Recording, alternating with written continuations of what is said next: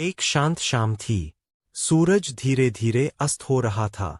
बुद्ध अपने शिष्यों के साथ एक बगीचे में बैठे थे। शिष्य बुद्ध के मुख से निकलने वाले प्रत्येक शब्द को ध्यान से सुन रहे थे। अनिल, दीपा, श्याम, रश्मि, ये बुद्ध के प्रमुख शिष्य हैं। बुद्ध ने शांत स्वर में कहा, हे मेरे प्रिय शिष्यों, मेरा समय अब समाप्त हो रहा है। मैं जल्द ही इस संसार को छोड़ दूंगा। शिष्य घबरा गए। वे रोने लगे। वे नहीं चाहते थे कि बुद्ध उन्हें छोड़कर जाए। बुद्ध ने शिष्यों को शांत किया और कहा, रो मत, दुर्हक मत करो। मैं हमेशा तुम्हारे साथ रहूंगा, तुम्हारे हृदय में। बुद्ध ने एक दिया मंगवाया, जलाया और उसे शिष्यों के सामने रख दिया। दिए की लौ चमक रही थी। बुद्ध ने कहा, यह दिया देखो, यह अंधेरे में प्रकाश फैलाता है। ठीक इसी तरह तुम्हारे भीतर एक प्रकाश है।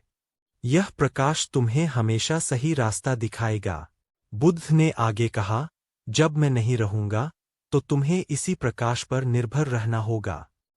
तुम्हें स्वयं प्रकाशवान बनना होगा। इसलिए मैं तुमसे कहता हूं, अप दीपो भव, मतलब स्वयं प्रकाशवान बनो। बुद्ध ने शिष्यों को एक रहस्यमय नक्शा दिखाया और कहा, इस नक्शे में एक गुप्त गुफा का स्थान रहस्य छिपा है। अगर तुम हिम्मत नहीं हारोगे तो तुम निश्चित रूप से सफल हो जाओगे। यह स्थान तुम्हें तुम्हारे भीतर के प्रकाश को खोजने में मदद करेगा।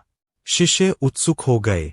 नक्शे में अनेक रंगीन रेखाएं, अजीब चिन्ह और अज्ञात जीवों के चित्र थे। बुद्ध ने आगे कहा, यह यात्रा तुम्हें अनेक परीक्षाओं से गुजरना होगा। तुम्हारी बुद्धि, धैर्य और साहस की परीक्षा होगी। तुम्हें स्वयं को जानना होगा और अपने भीतर के डर को जीतना होगा। शिष्य यात्रा के लिए तैयार हो गए। अनिल सबसे आगे था। वह जल्दी से गुप्त स्थान तक पहुंचने के लिए उत्सुक था। दीपा धैर्य से चल रही थी। वह हर चीज को ध्यान से देख रही थी। श्याम संशय में था। वह सोच रहा था कि क्या यह सब सच है। रश्मि थोड़ी डरी हुई थी, लेकिन वह अपने साथियों का साथ देने के लिए तैयार थी। जंगल का रास्ता। नक्शा उन्हें एक घने जंगल में ले गया। जंगल में अंधेरा था और चारों ओर अजीब आवाजें आ रही थीं। श्याम डर गया और पीछे हटना चाहता था, लेकिन अनिल ने उसे हिम्मत दी और कहा, डरो मत, हम साथ हैं। तभी एक विशाल सांप उनके सामने आ गया।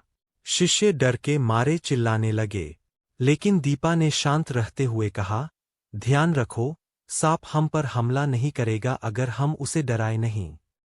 शिष्य दीपा की बात मान गए और धीरे धीरे वहां से चले गए।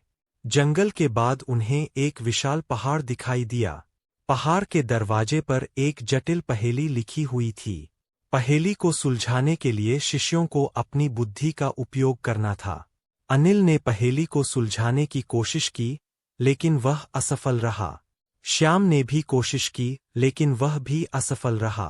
अंत में दीपा ने पहेली को सुलझा लिया। दीपा ने कहा, इस पहेली का उत्तर है स्वयं। हमें अपने भीतर का उत्तर खोजना होगा। दरवाजा खुल गया और शिष्य पहाड़ के अंदर चले गए।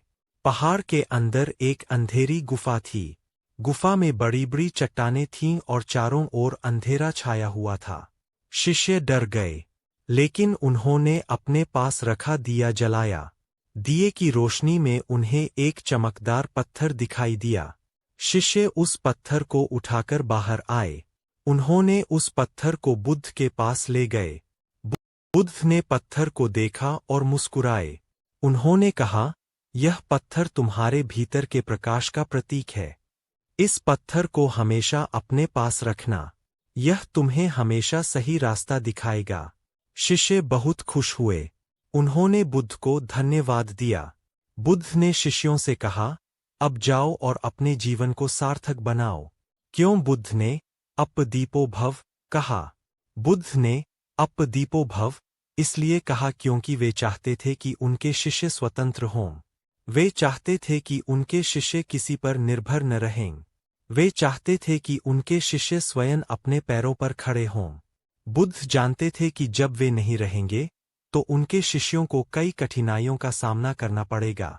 इसलिए उन्होंने शिष्यों को आत्मनिर्भर बनने के लिए प्रेरित किया। अप दीपो भव का अर्थ है कि हमें अपने भीतर के प्रकाश को जगाना चाहिए।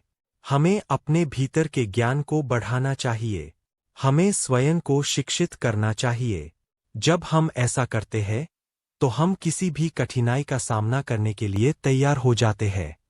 यह कहानी हमें बताती है कि हमें हमेशा स्वयं पर विश्वास करना चाहिए। हमें अपने भीतर की शक्ति को जगाना चाहिए। हमें किसी बाहरी शक्ति या व्यक्ति पर निर्भर नहीं रहना चाहिए। हमें अपने जीवन के लिए स्वयं जिम्मेदार होना चाहिए।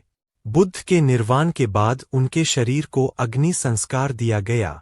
यह एक पारंपरिक संस्कार है जो कई धर्मों में मृतकों के लिए किया जाता है। बुद्ध के शरीर को जलाने के बाद उनकी अस्थियों को एक स्तूप में रखा गया।